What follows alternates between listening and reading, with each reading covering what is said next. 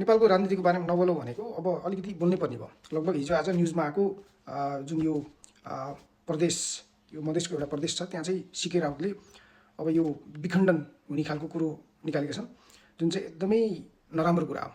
र त्यहाँ अहिले रिसेन्टली जुन द्वन्द्व भइरहेको छ, यो प्रदेश को चाहिँ होटेलमा लगेर प्रदेशको प्रमुख बनाइयो भन्ने कुरा पनि आएको छ। यस्ता कुराले अलिकति नेपाललाई घाटा नै हुने हो। हुन त पहिला प्रदेश खारेज गरौँ भन्ने माग पनि आएको थियो, होइन, पछि चाहिँ अब राख्नुपर्छ भन्ने पनि कुरो आएको छ। अब जे भए पनि लास्टमा के हो भने जनतालाई चाहिने जुन स्वास्थ्य, शिक्षा र केही अरू डेली युज गर्नको लागि चाहिने कुराको लागि आफैले जोहो गर्नुपर्ने हुन्छ इच एन्ड एभ्री नेपालीहरूले। यो कुनै पनि नेताहरूले आएर गर्नेवाला छैनन्।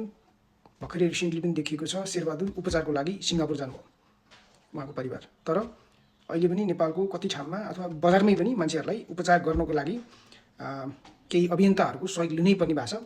र यो हुन्छ पनि, यो सबैले, धेरै जस्तो मान्छेले सहयोग लिनै पर्छ, किनभने कुनै पनि ठुलो बिमार लाग्यो भने 10, 15, 20, 25, 30 लाख करोडसम्म लाग्ने हुन्छ, जुन चाहिँ सरकारले कुनै पनि हालतमा गर्न सक्दैन र केही कोसिस पनि गरेको छैन। अब यसमा के हुन्छ भने नेपालीहरूले आफैले सबै कुरा गर्नुपर्ने हुन्छ। चाहे जोसुकै इलेक्सन जितेर आए पनि बिस्तारै 10-15 वर्षमा राम्रो त होला, तर तत्काल हुनेवाला छैन।